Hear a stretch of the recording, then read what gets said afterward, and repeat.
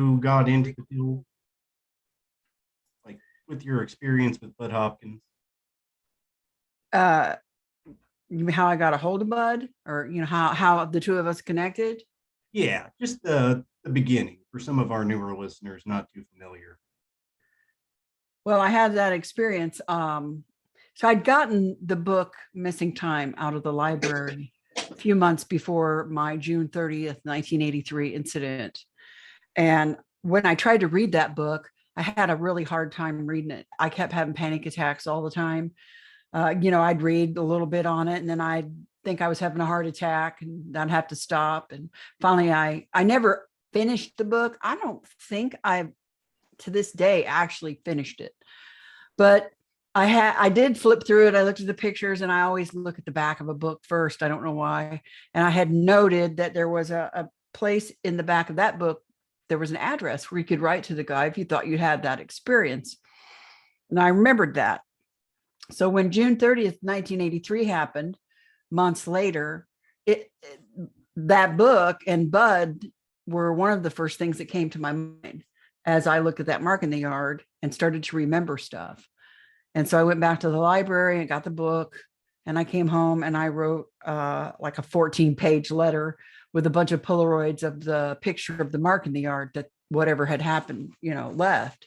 And I sent it to him. And it probably several weeks passed and I kind of forgot about it. And then I came home one night from going out with my friends. I was living with my parents at the time and I had two little kids, little young kids, and mom was babysitting. And I came in the living room and she was asleep on the couch. And when I came in, she woke up and she said, "Hey, the guy who wrote that book that was freaking me out that you wrote to called." And I started freaking out. I was shaking. I remember she said the phone number's over by the phone, so you can call him. And I remember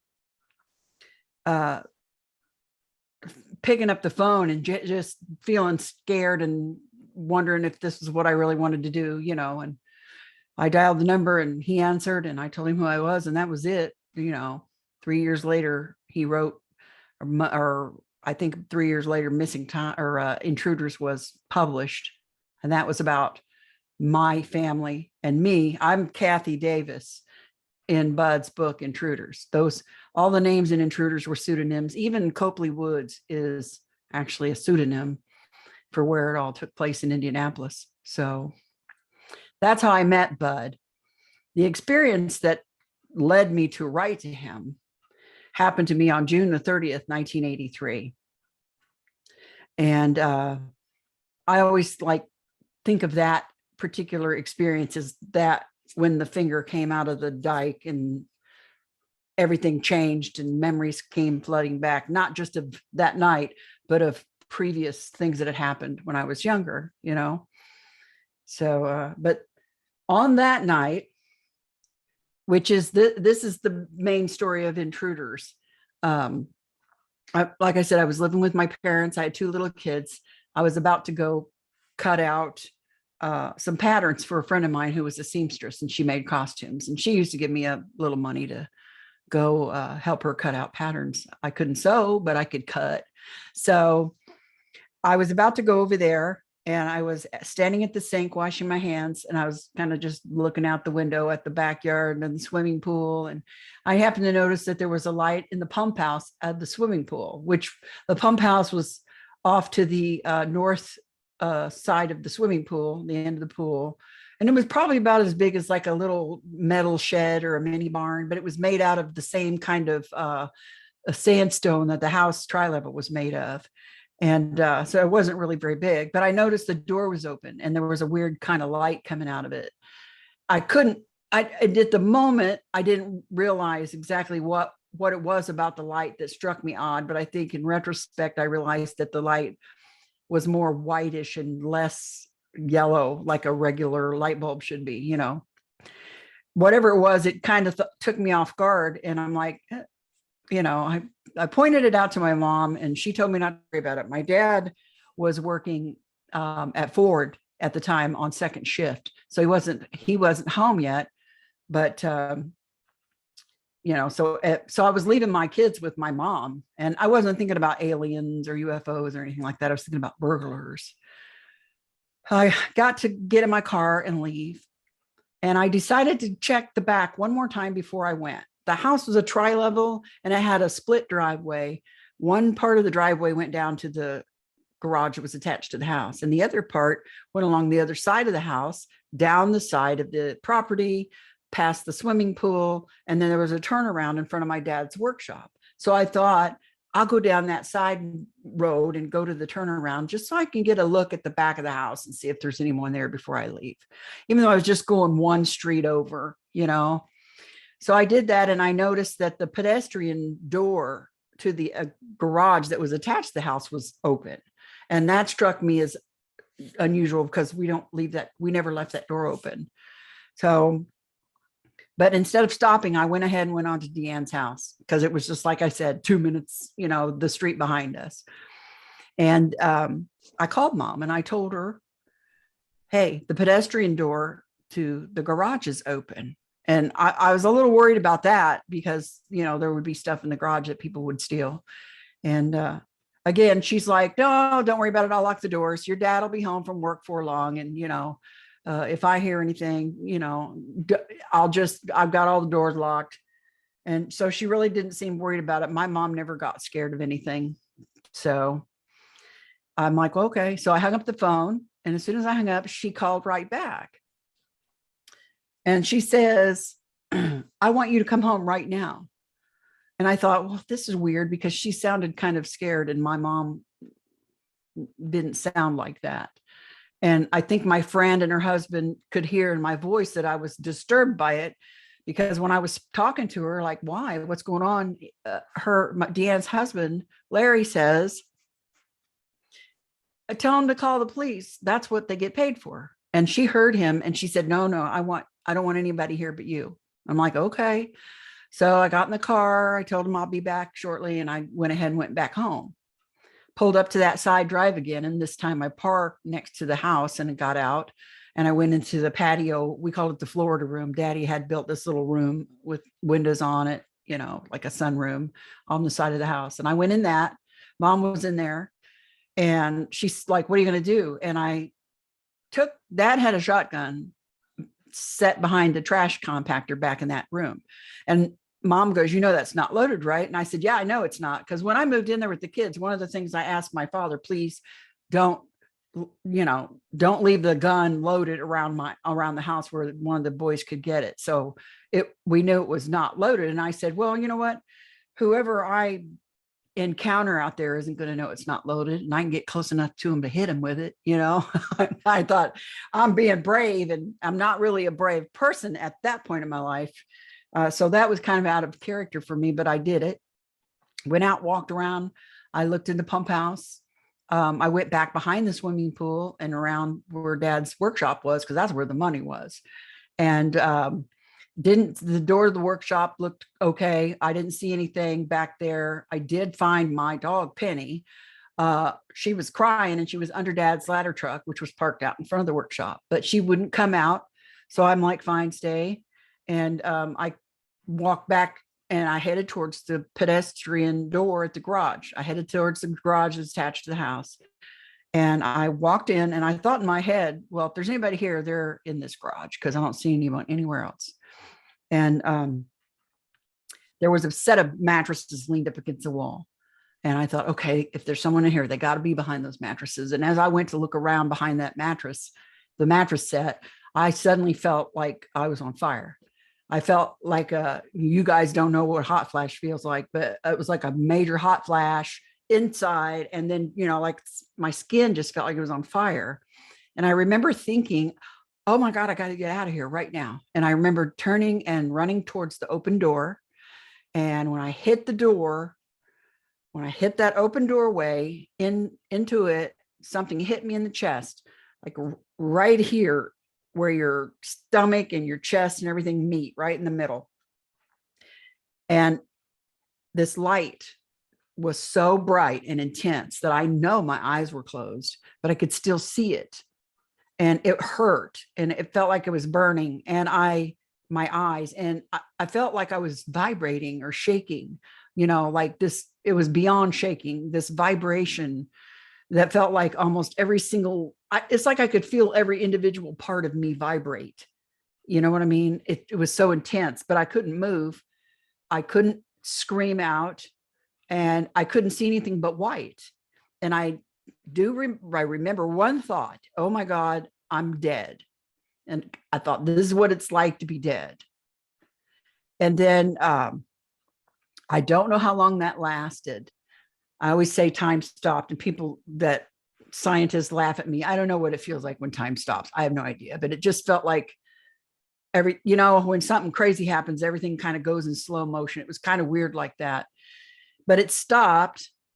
The vibrating slowly stopped. The pain kind of stopped, but the intensity of the light really waned, went down. But at that point, I realize I'm kind of outside the doorway, out onto the cement patio a little bit, but I don't remember walking there. I do remember feeling someone tugging on me from behind my shoulder, pulling me down. And I remember a burning sensation in this ear, my right ear. Like in my mind, it looked like a knitting needle that was so hot that it was red with fire. That's how, I mean, that was I think the way my brain interpreted what I was feeling, you know. I didn't actually see that. I heard a voice say it was unfortunate that I had to feel pain. I didn't see anyone talk to me. And then like I'm out on the patio, and I can see in front of me, maybe 20 or 25 feet out in the yard, is this ball of light about the size of a basketball. And it's much softer than what just hit me. I could look at it, and it didn't hurt to look at it. And it went down and then went back up real slow. And I felt for some reason as if it were looking at me. I don't know why. It was just a light. It wasn't a person or thing. And I had noticed movement out in the yard. And this is a pretty good sized yard between the house and the swimming pool. The lot was a long, narrow lot, but it was a big one. And they looked like kids. My vision was really bad. At that point, my vision was messed up, like flashbulb blotchy, messed up. Like, so, I mean, I could see movement. It was getting dark. I could see movement outside and here in front of me. And I thought there were kids in my mom and dad's yard. And I remember thinking, what are these kids doing in my mom and dad's yard? Because they weren't very, you know, they weren't full size, adult size. And there were 6 of them. And they came from like all different parts of the yard. And they kind of lined up in front of me off to my right a little bit closer to the driveway. And then they started to just kind of slide down across the yard in front of me. They weren't coming at me, but they were like sliding down in front of me across the yard. And that's when, and I still can't move or scream or anything, but I can move my eyes and watch these things. And I'm thinking, what are these kids doing? And then I see that thing off to my left.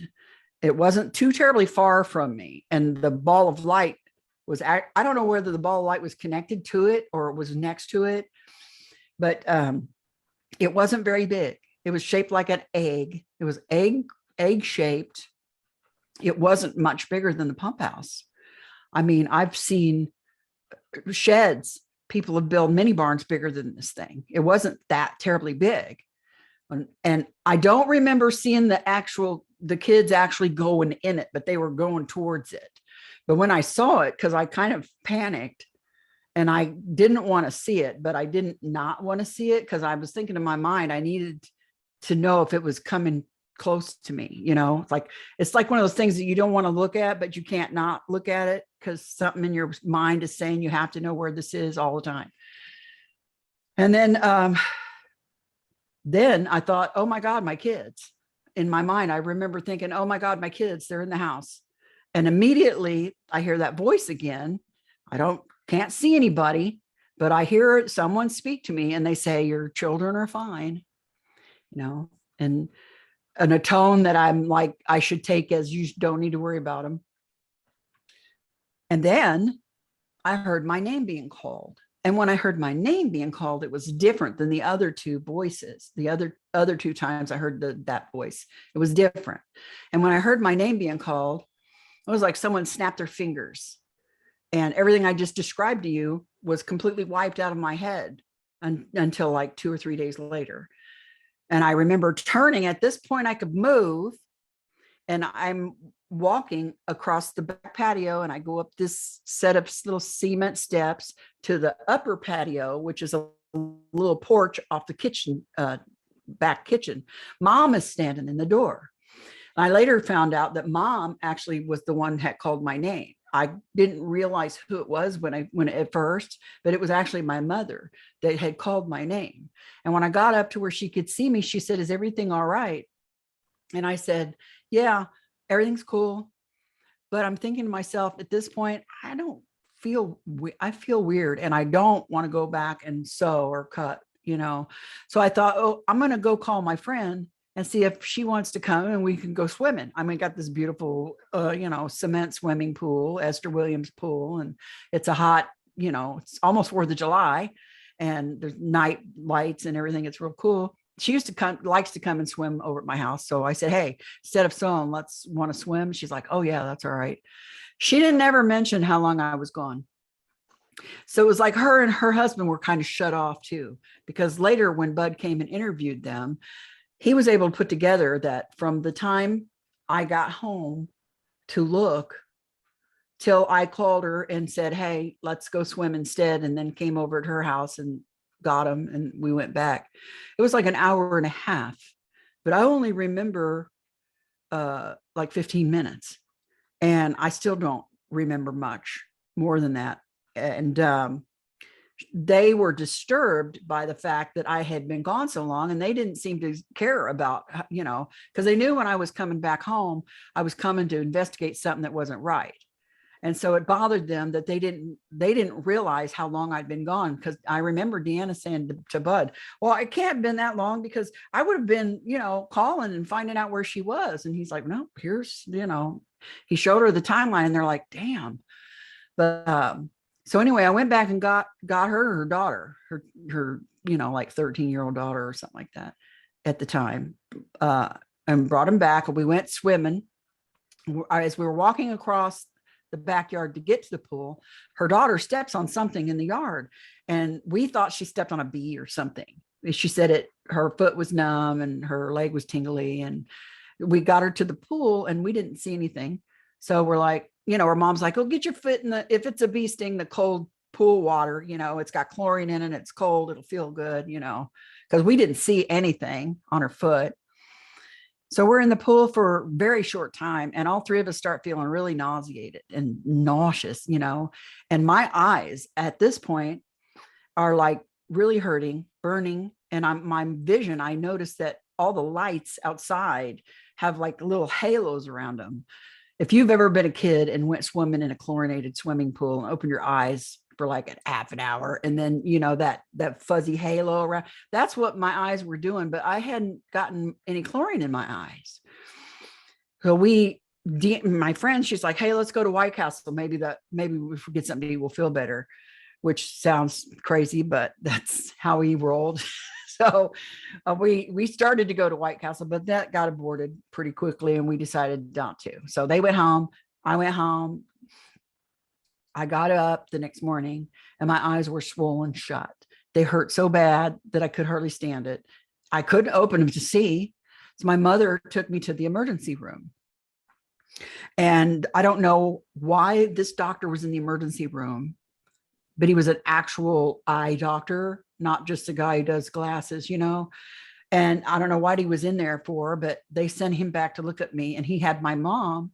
He said, "I have an office across the street, then I can really look at her a lot better there with my equipment. Can you bring her across the street?"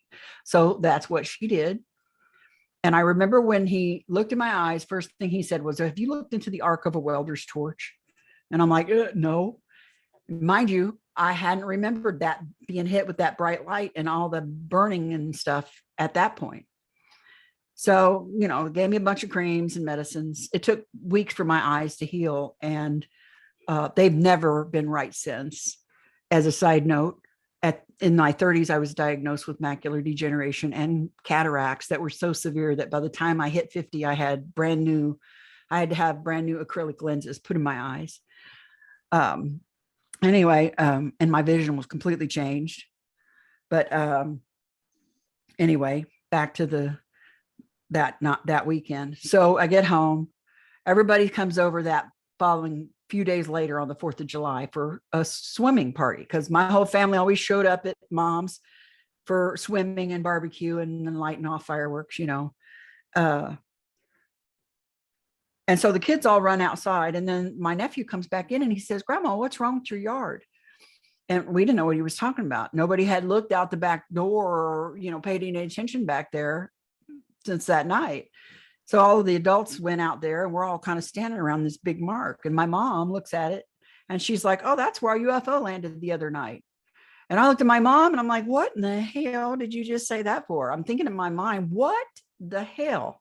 But then when I looked back at the mark, I thought, oh, and that's when everything started coming back. I started to remember the light, the kids in the yard, all I could see were two big black eyes over this mark. This mark was about 8 feet in diameter. It wasn't huge. It had a 49-foot streak that came off one edge of it, kind of like a pinwheel, but it was long and narrow, and it was 2 feet wide exactly all the way across the yard, the driveway, and ended in a perfect arch. And all the grass inside was like this grayish brown looking, and it just all was just laid over. It wasn't crushed or anything. It just kind of looked like it just laid down. And the dirt was hard, and there was a big open crack on one side closest to the garage. And later I tried to measure how deep the crack was with a yard, with one of those little 12-inch rulers from school. And I accidentally dropped it and I lost it. I never got it back. It went away completely. I don't know how deep the thing went. And the dirt stunk. It smelled weird. It smelled like rotten eggs and just funky, rotten. And it was subtle, but if you got it, you could get on your hands, you could smell it. I still have several chunks of it. Both my parents have passed away now, and the house was long sold. But when I chunked up a bunch of it, I did my own experiment on it. I put a piece of it in a glass of water all day and all night. And the next day when I came back, it was still a chunk of dirt. I thought it would dissolve and turn into mud or, whatever, but it looked like a rock. And let's see, I'm trying to think. From that point on, when I saw the mark in the yard and I started to remember not only that night, but things that happened when I was newly married, when I was a teenager, when I was a little kid. I mean, all these memories started to come back of things that I just had pushed aside for so many years, and I thought I was having a nervous breakdown. And there was a period of time for probably 6 months to maybe longer than 6 months, probably starting. My dog that was back there that night, eventually we had to put her to sleep because all her hair fell out, her teeth fell out, her eyes whited over, and she just like fell apart. We thought she had mange at first, but then when she started getting the big black sores all over her, we thought, oh, this is a little more than mange, and the vet put her to sleep, and it was in the fall. So it was a couple months later when she finally, we lost her. And it was in that period of time I was having these weird visions, nightmares. I would sit up all night long between the kids' bed, the two little boys' twin beds. I would sit up all night waiting. I didn't know why or what for, but I couldn't sleep. I couldn't sleep till the sun came up and mom and dad got up, and then I would like collapse. And I'm thank God for my parents every day, because somebody else might have, put me in a nut house for real. I mean, I was a mess, and I was writing down things, words, symbols and stuff like that. So, and that's when I got the thought in my head to go back to the library and get that book, Missing Time. When I started remembering all this stuff, that and my older sister had an experience in 1985, or she was taking our mom to bingo, and she's 11 years older than me. So I was just a little kid when this happened in 1965, I should say. In 1965, she was taking my mom to a bingo game, which was in Indianapolis. And she dropped mom off at the bingo. And as she was driving down 10th Street, she suddenly felt this compulsion to pull into the parking lot of Holy Spirit Church on 10th Street. And she pulled into the church and she pulled around to the back. And she swears up and down when she got to the back of the church and looked up, there was a giant UFO above her car with colored lights all around it. And it picked her entire car up with her in it. It didn't just take her out of the car, it took her whole car and her. And she said the next thing she remembered is she was waking up in her car in the parking lot. It was dark. And not only was it dark, multiple hours had passed and it was time to go get mom from the bingo game. She didn't remember all what happened in between, but she remembered the UFO and she remembered waking up, hours later. So, and I remember hearing the family talk about it and her telling, mom said that when she got mom to the bingo game, she was a wreck. She was so anxious and hyped up and was rattling off a mile a minute about all kinds of stuff. And so when I wrote to Bud, I also included that story. I actually started with that story and then told him about what happened on June 30th, 1983. And then, here we are. Sorry, it's a long one, but, and I try to cut it down for time, but it's hard because every time I tell it over again, I'm kind of living it a little bit, or going through. And my brain is so organized. It's like I'm watching it on a TV screen and I'm just telling you what I see. So it's okay, Debbie. You see, it's very good for you to get that out there because some people who listen to my podcast, this might actually help them, So don't worry about the time. So. I mean, it's important. Well, that's one of the reasons after Bud did the investigation, he spent 3 years of his life, his money, because I didn't have any. I mean, I had to sell my washer and dryer for my first bus trip that I had in storage for my first bus trip to New York, to see him, which that I thought I was insane for doing that. But so when he wrote in, he came to the whole family and he's like, look, I think that this is something that we need to get out there for the world to hear about. He goes, and you have no idea how many letters I'm getting from people that are telling me the same things you're telling us. And first, my family and I both were like, I don't think so. I didn't write you to get a book written about me. I wrote you because I felt like I was going insane and I didn't want to die. And I just wanted someone to help me. I just want life to be normal. I just want to be normal. And, but, he was pretty convincing after a while. He convinced the family that, okay, we'll do this. And then I got voted spokesperson for the family. I took one for the team. My sister did not want to be out. She went with Bud and me one time when he spoke about it to tell her story. And then she was so nervous by it. She's like, screw this. I'm not doing this anymore. You can tell him about my story. Cause she goes, I don't like the way I feel. It made her really anxious. And I'm like, I know that feeling, but I felt obligated to Bud in a way because he spent so much of himself to help me. And I was doing better. He did help me a lot. And I hoped that he,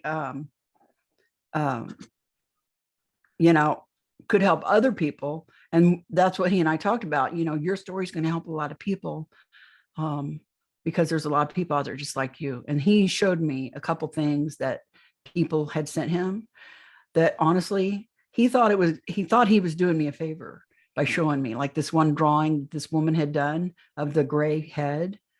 And this was before Intruders.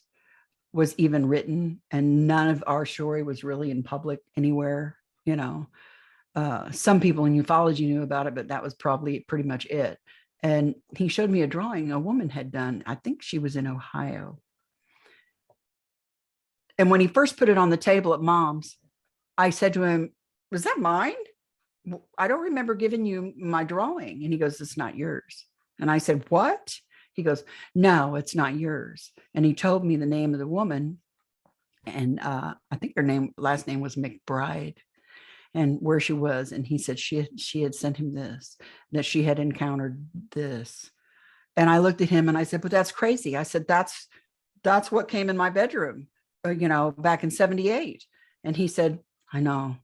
And I said, "But how could she know that? She would have to literally get in my head to know what I'd seen." And he said, and then it hit me, or she saw the same thing I saw. And that was a double-edged sword for me, because one, it confirmed that what I saw, I didn't imagine, but it also kind of wrecked my coping mechanism, which was to just say I just had a bad dream. It was just a dream. Well, my dream couldn't get in some stranger in Ohio's head, because this drawing was, you see a lot of different interpretations of the gray, head and face. They all look kind of, big eyes, little chin. This drawing, down to the shading on the face and everything, I literally thought it was mine when I first saw it. I thought it was my drawing. And it freaked me out so bad that I puked. I had to go upstairs and puke. So after that, I thought, you know what? Yeah, okay, I'll do this. Let's do this. And I remember We appreciate you being on and telling your story. Oh, I appreciate you asking. I mean, I'm fortunate, because most people that have had the experiences I've had, they don't have any support from family or friends. They catch a lot of crap from people, and they get laughed at a lot. And I get laughed at sometimes, but you know what? I don't care. The people I care about, they know, because they've seen it. They've been there. I have the support of my family.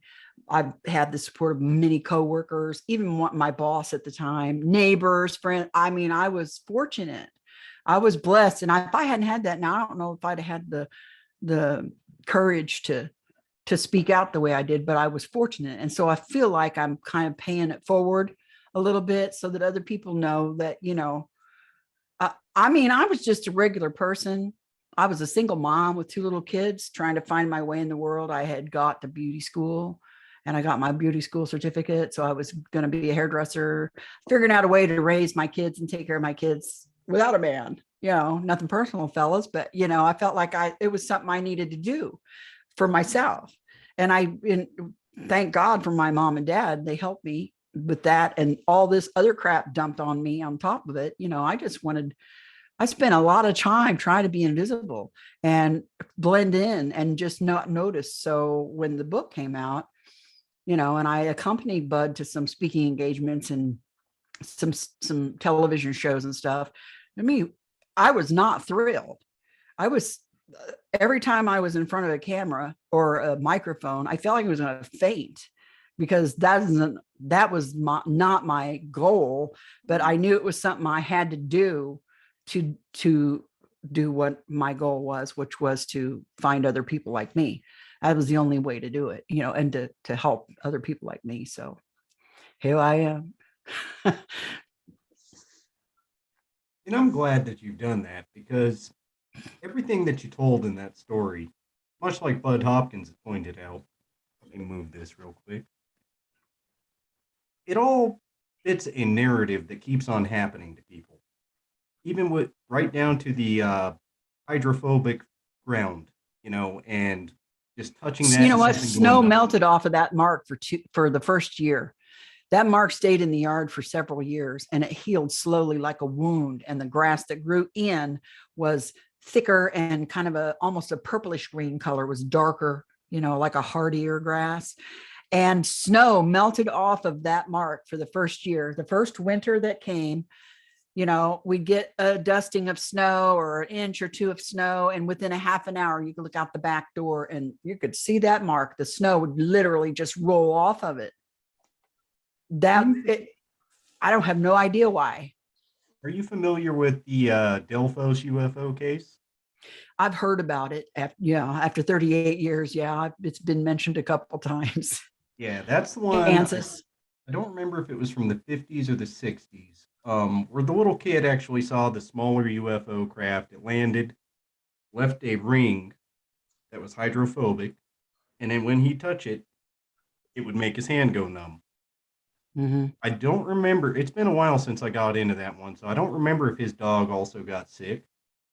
But that's a striking parallel. Same with the vision issues. I mean, the reactions you were having to the whole scenario, it all fits right in there. For the first year after that, I was a mess. It seemed like I had no immune system. Every crap and crud that came through town, I got. And I had problems with, like, my glands would swell up and be sore for no reason. And then they'd go away after a couple of days. I'd start running low grade temperatures and then they would go away. What's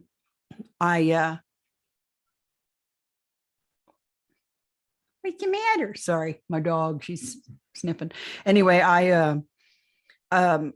it just seemed like, I was sick all the time physically. I developed irregular heartbeats and like colon problems, bowel problems, stomach problems. And part of that could have been, anxiety and stuff, because I had severe anxiety, really bad for the first year after that, a lot of panic attacks and stuff. And my fingernails, even now, my hair is real thin. My hair got real thin and it never fully bloomed back. And my fingernails got real thin like paper, and they got like not up and down lines, but crossway lines. My big toes still have the horizontal lines when they grow out. All the other fingernails look normal now, but the big toes still have the lines going across. I don't know why, I worry that something else is going to happen to me because of that someday, but I am 62 now, so I have made it this far. That was one of my next questions, was how your feelings have changed since then. Yeah, they are. And it has been an odd journey, starting out from that fearful, anxious 20-something-year-old person that could barely function in life. And, to now I'm 62. The fear, I don't have the fear I used to have. I'm sure I would still be shocked, but fear wise, I've come to a lot of conclusions about them. And I feel like if I was going to, if they were going to hurt me, they could have done a long time ago. If they wanted to get rid of us, period, they could have done a long time ago. I don't know what they are, where they're from, or what they're doing, but I don't feel that, at least what I've been in contact with, I don't feel is a malevolent. I don't think there's they're not bad. I don't know that they're, a happy space brothery either, but I don't think they intend any harm. But having said that, I also feel like there's probably as many of different kinds of life going on around us as there are humans, species of humans, or races of humans, and humans have different agendas. So I'm sure there's something out there with maybe not such good agendas and intentions for us, but I can only speak for my own experiences. So I can only speak for what I know.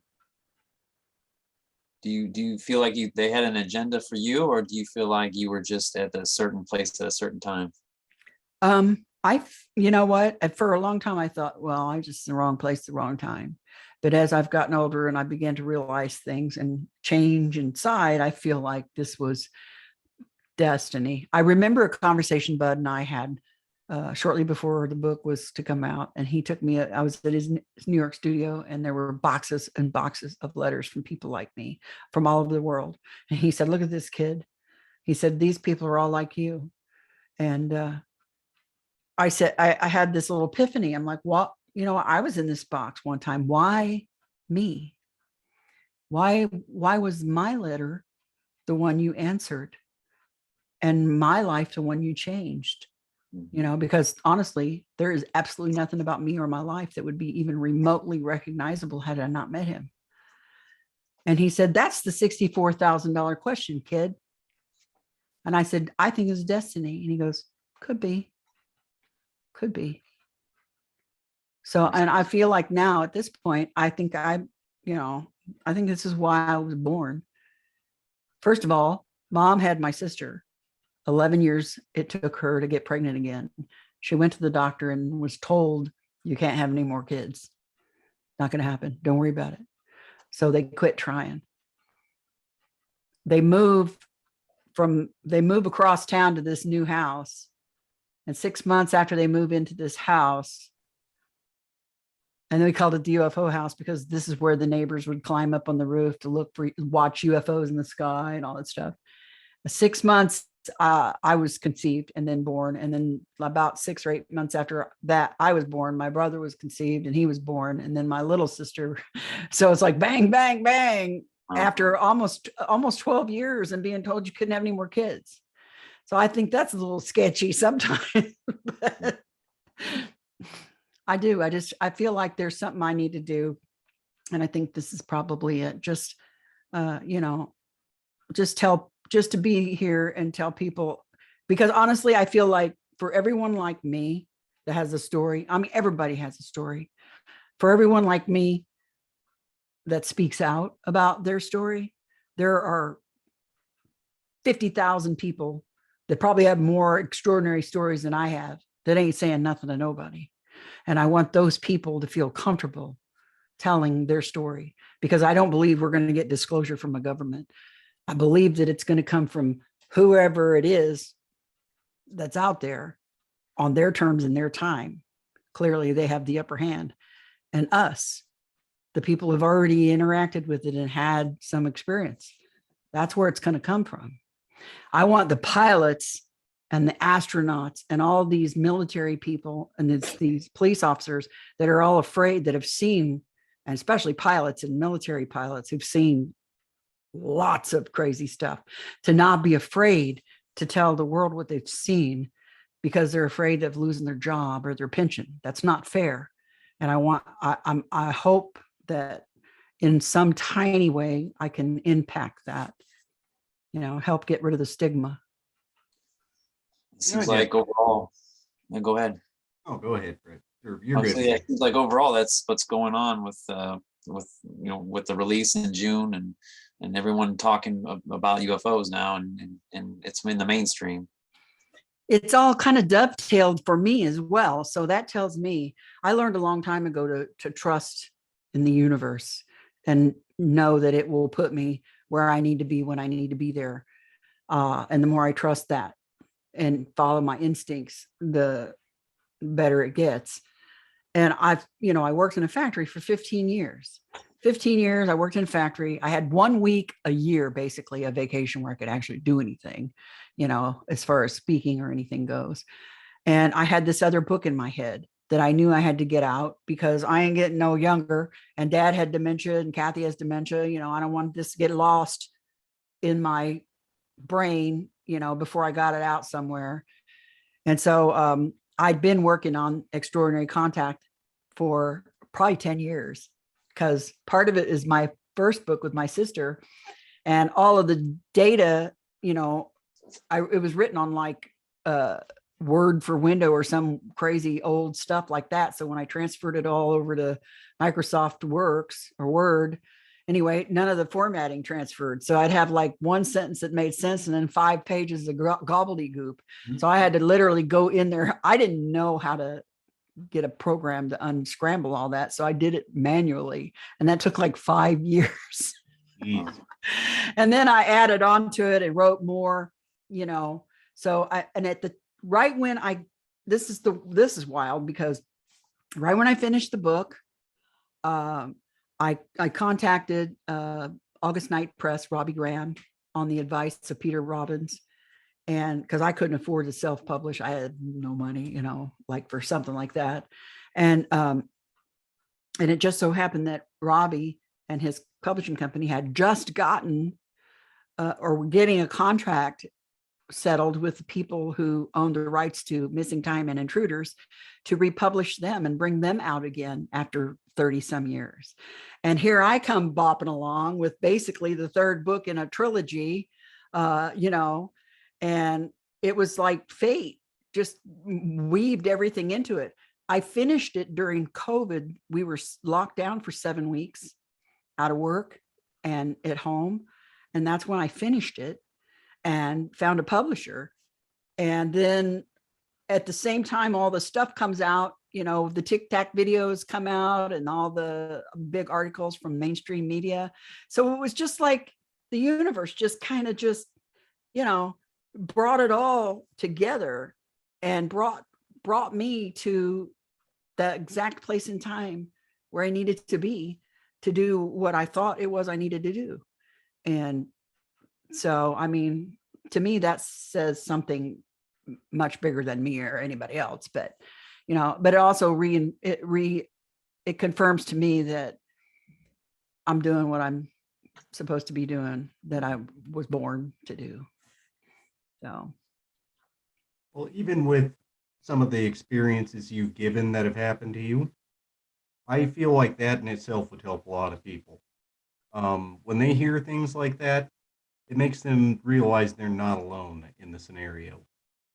So, And you know, I'm not some crackpot that I mean, people probably think I am. Some people, I don't care. Though I worked in a factory for 15 years. My bosses loved me. I showed up every day.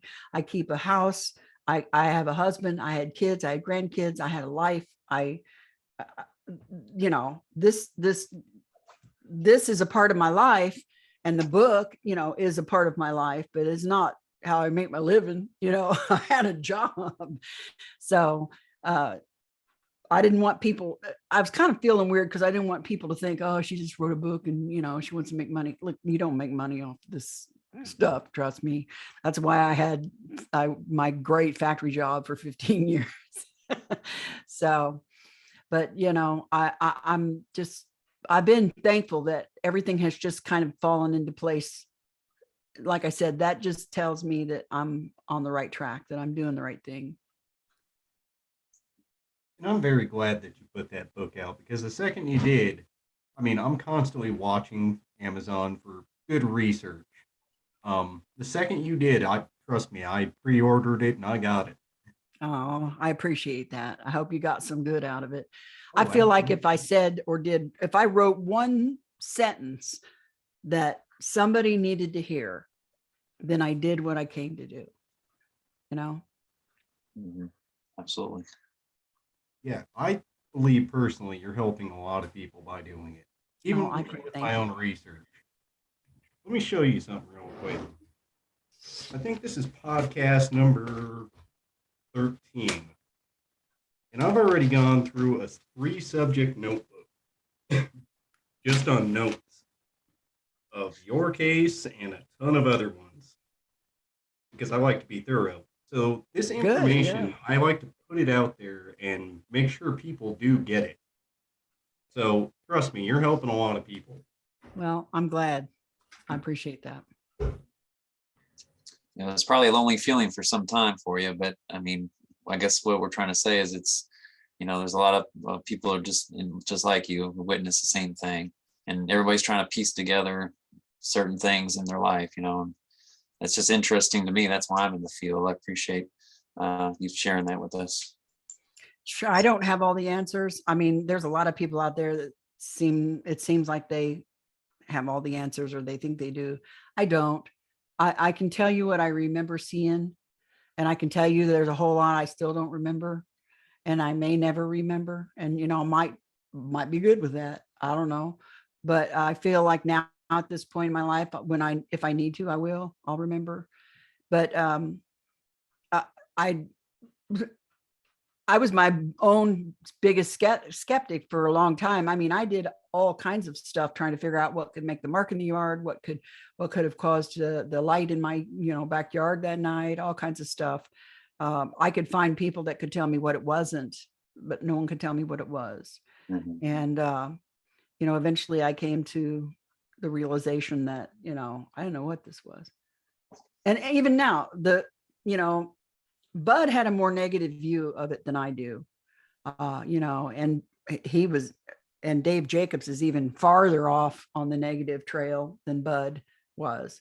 But, Bud did not think it was a good thing and, or any of that stuff. I wasn't, I was there first. In the beginning, I was scared to death, but, as I got older and learned more, I really wasn't there like him, but he was a kind and good person, and he allowed me to grow in whatever direction I needed to go, and supported me, whatever it was, even if he didn't believe as strongly in some of the things that I felt as he did his own personal beliefs, but that's how a good researcher should be. But I find after all these years, I almost have more questions than I had 38 years ago. I'm still a work in progress. I grow and learn every day. So, but I think each of us holds a little piece of the puzzle, and the more of us that come together, the more what that puzzle looks like together is going to become clearer. So. Mhm.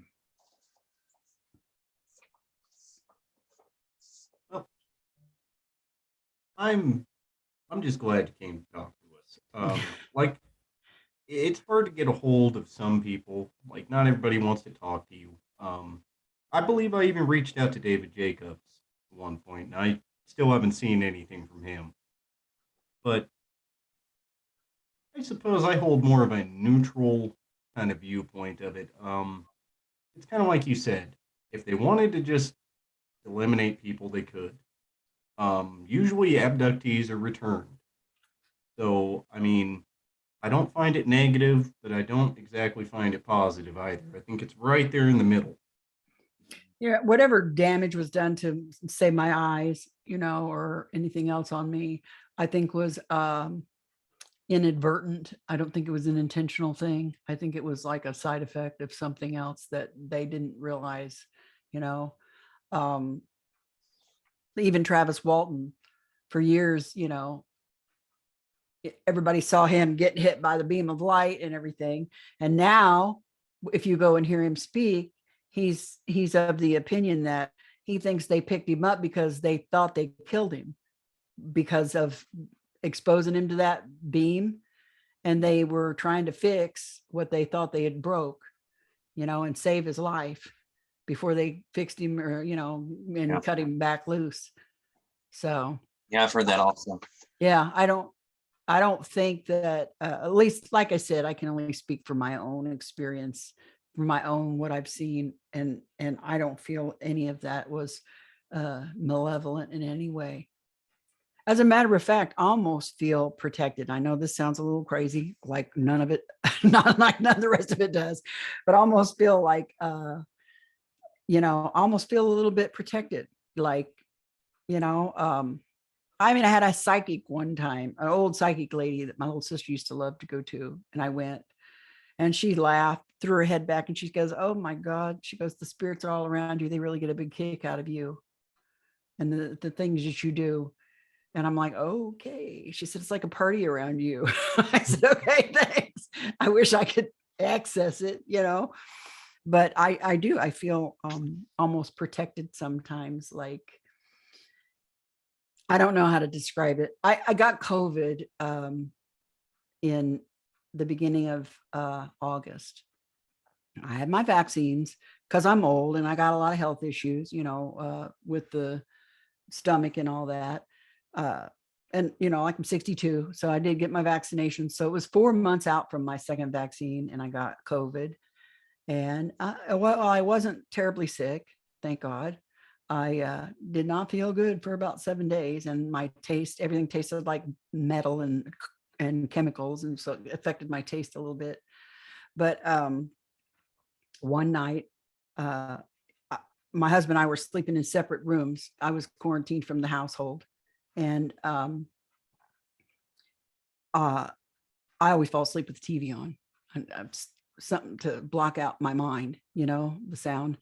And I woke up at 8 o'clock in the morning, and my sleep was a little weird too, because I was like up later and sleeping during the day more, but I was, sick. So, but I woke up at like 8 o'clock in the morning to go to the bathroom, and I realized my TV was off. And I'm like, why? I wonder why he turned my TV off.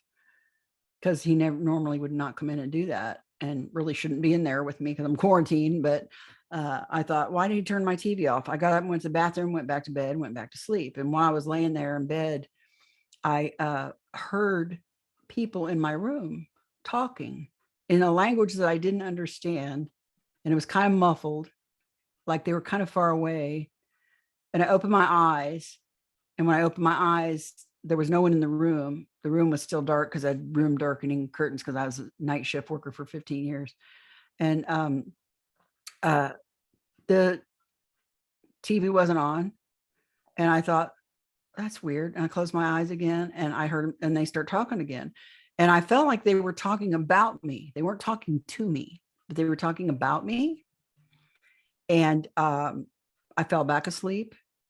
And when I woke up again, the TV was on. It was 10 o'clock. The TV was on. I got up, and I went to my husband and I said, hey, why did you turn the TV off in my room? And he goes, I didn't turn it off. He goes, all the TVs, all of the cable boxes, even the router to the computer shut down at 8:20 or something, like 8:30, which would have been right about when I had the dream, when I was hearing people talk about me, in some language I didn't understand. So anyways, that was weird. And I wrote it all down. We made notes, that's the kind Did of your weird mom- little, huh? Did your mom have any information on that time when that happened to you back then? And was there any power disturbances at your home? Not at our home, but then that mom never said. The neighbor next door and the neighbor across the street, when Bud came to interview, and talk, when he decided he was going to write a book or doing research, and when he first came out to the house the first time, he went knocking on doors and the neighbors. So he went to the lady just north of us, and then the lady across the street from us. The lady north of us said, and her husband was there, and said that she saw a bright flash come from mom's backyard. And about the same time, her television screens all went red, and she was hysterical. When Bud spoke to her husband said when he got home from work, she was hiding behind a couch, shaking like a leaf, because she thought someone was coming to get her in the house. And then when he went to the gal across the street was a shift worker. She was a night shift nurse at the local hospital. And so she was in bed, but she was due to get up pretty soon, to start getting ready for work. But she was in bed, and she said she was awakened by her house shaking and the sound of roaring. She said, she told Bud it sounded like a jet plane was about to crash into her house. And the weird part about that was that all the clocks and everything on the front part of the house, which is closest to mom and dad's, stopped. But the clocks in the back of the house and the electricity in the back of the house continued to run. And she thought that was weird. But she didn't have anybody to tell, but when he was asking her about this date and stuff. So there were those two folks. I don't remember mom saying anything about electrical stuff that night. I might be losing it, but I don't recall that. But anyways, the dream that I had, that they were talking about me, when I woke up later that day, I felt fine. My fever was gone. My throat wasn't sore. I felt fine. And my quarantine ended 2 days later. And even though they said that I probably would still test positive for a while, and my girlfriend had gotten COVID and she tested positive for 6 weeks after she felt better. I went and got a test. I went and got another test, the big test that takes, like 36 hours to get the results back, not a rapid test. And my COVID test was negative so quickly. And it made me think, okay, maybe there was something to, maybe somebody was talking about me. Maybe somebody was watching over me. You know what I mean? I mean, I can't prove anything. That's just, what do they call it? An anecdotal story, but it is what it is. And coming from somebody that's had a weird life like mine, who knows? Could be something, maybe nothing. Yeah, anecdotal stories. You know what? You can usually tell if somebody's very genuine or not. And obviously, Debbie, you're very genuine. Oh, So thank you. I just try to tell people what I remember. yeah, see, if people don't buy it, that's just on them. If they conduct more research, they're going to find other people have the exact same experience, and it's really not that weird. And you know what? I don't blame people, and I don't get angry or defensive, because I feel like, look, I realize how weird most of this sounds. And if honestly, I hadn't lived it and seen it and had other people around me, it's not just me, but family members, neighbors, friends. If I didn't have all that, I would wonder how I wondered anyways. And I had all that. So I don't blame them for questioning it or doubting it. I mean, they're entitled to that. I don't blame them at all. But I'm just telling you, it is what it is. And, take it for whatever you want to take it for. Yeah, I'm more or less referring to like some of the people who, for lack of a better term, excuse the language, you're just fucking assholes about it. Oh, I know plenty of them. Yeah, where it's like right in your face, and yet it's still not the case. If I hold up a bowl in front of your face, it's still a square somehow, Yeah. You ever hear of a guy named Phil Class? Oh, absolutely. Okay. Here's the deal. Mr. Class wrote a shitty book about UFO abductees, and in it there was a chapter about Mom and me. Okay. But the thing was that this asshole never bothered to interview us ever at all. I'd never talked to him, didn't know anything about him. He made some ridiculous assumptions and he had no idea. I mean, I thought, why would you say things like that about me and my mom? You never met us. So I was in Pensacola, Florida one time for a conference with Bud, and he was there. I chased his ass all over that complex for 2 days, and I finally caught him. I got him in a corner and I said, "Excuse me, Mr. Class, my name is Debbie Jordan," because that was my name at the time. And I said, "I just want to ask you, why did you write such horrible things about Mom and me in your book? We're not bad people. And if you had wanted to talk to us and ask us questions, we would have been more than happy to sit down and talk with you. Why did you just make up a bunch of lies about us? It's not nice. It's not fair." And he was like, you stump. And by the time I finished what I was saying to him, we had a little crowd around us and everybody knew who we both were. And he's like, "Well, he made some comment about, Mom, you're a nice lady and your mom raised you right, because I wasn't screaming cussing at him. I was just being honest and asking him. The next morning when I got up, there was a knock on the hotel room door. And when I opened the door, there was a stack of books in front of my door. And they were all books that Philip Class had written. And they were all inscribed to me. And they were all nice inscriptions. They weren't nasty or hateful at all or anything. And then he invited me. He asked me if I would like to have dinner with him and Mrs. Class, which I don't think she was even there. So I have no idea why he would. And I'm like, "No, that's all right. Thanks. I'll pass. But thanks for the invite." So, but once I confronted him, I don't think he really ever said anything bad about me again, but I told him, just like I'll tell anybody, if you have a question, if you want to know something, I'll tell you what I remember. I mean, I'm old. I might even not remember all of it anymore. Hell, there's sometimes I don't even remember what I had for dinner last week, or yesterday. I got to think. That's why I wrote a book, so I could get it out of my head before I lost it. So, but yeah, Phil, he was a piece of work. There's a difference between a skeptic and a debunker. Phil Class was a debunker. I don't have problems with skeptics, not at all, one bit. I think skepticism is healthy and needed, especially in this field. So Phil was just an asshole. Philip Class is more or less what I'm referring to as an example. Yeah. Because I believe that same thing. You got to be open-minded yet skeptical.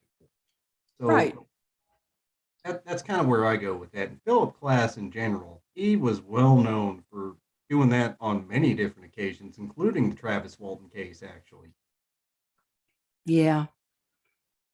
So I hope that, the things have changed a lot in 38, 39 years. Definitely. The attitude has improved tremendously, but there's still a lot of work to be done and we have a long way to go. And I hope that I feel hopeful that we're headed in the right direction, And it seems to be, with people like you coming out and speaking about it, it helps other people get out there and be able to do that as well and feel a little more comfortable. Like I said earlier, knowing that they're not alone. Good. That's the goal. That's my goal. Yeah, that's my goal as well. I try to be as open as I can for the most part on this podcast. Like anybody who wants to come on is able to come on. So, I mean, I definitely appreciate it. Well, I appreciate being asked. Oh, absolutely. You know what? Like I said, I'm just glad that you came on because I've been interested in your story probably since, like I was a kid and I remember seeing a couple documentaries with you on it, surprisingly. So, I mean, Yeah, I'm pretty old. well, I'm not too old. I'm getting up there, but not really. It's just, I bet I have kids older than you. Let's see, I'm about to turn 31. So maybe. Oh, yeah. My oldest son is 43. You're still not that old. Hopefully I'll last a while. I feel like I still have a lot of work to do and I'm not ready to check out just yet. So hopefully I'll hang on for a bit. No, you're looking good and healthy. Thanks. I'm trying. But I think we'll end it here, Debbie. So how can some of our people reach out to you if they would like to talk to you or even find some of your work? I have a website. My husband's been doing it for me for 20 some years now. And it's at www.debshome.com. It's like DEBSHOME. And on that website, you can read about my story from June 30th, 83. You can see things that's happened since then. There's some pictures on there of people I've met through the years and some drawings I've done. And you can email me through that website. So you can write to me if you want to tell me about your experiences. And it's just between me and you. I'm not going to post it on my website. Everything that everyone sends me is private. I try to answer everybody personally, and I'm always there, 24/7. Send me an email if you feel like talking about something and I'm here. And if I can like direct you to somebody in your area for further assistance, I'll do everything I can to help facilitate that as well, so you can get me there. Good. I just want to thank you again for coming on. And I want to thank you for helping people like that. I know a lot of people won't do that anymore. So personally, from me, I do want to thank you for that. Well, I appreciate it. Yes, thank you as well, Debbie. Appreciate you being here. And if you have any names, anybody you could refer to us as well, we'd appreciate that if anyone that would like to come on. Okay. I sure will. All right. Well, thank you, Debbie. I hope you have a good day, and I appreciate everything you've done. All righty. Well, have a good night. You too. All right. Bye. Bye, guys. Bye.